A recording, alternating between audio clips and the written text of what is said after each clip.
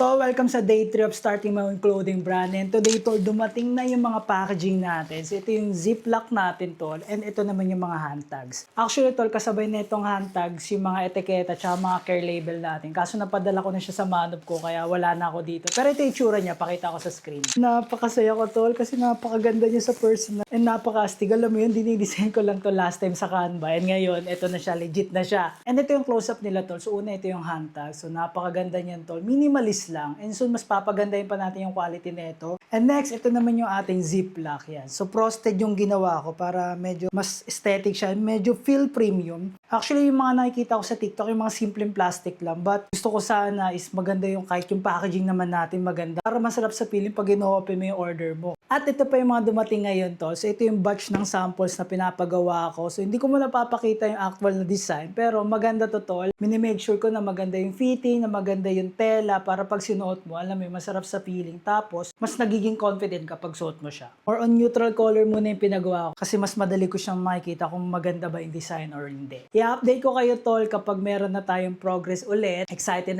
na ako, tol, kasi talagang pinaghandaan ko to. Medyo meticuloso ako pagdating sa mga damit, alam niyo naman yun. And abang-abang lang, tol, ang goal natin makapag-launch is either first week na December or second week. So, stay tuned lang. Follow mo lang yung account ng Illumin, tol, para updated ka. So, yun lang. Maraming salamat and bye-bye.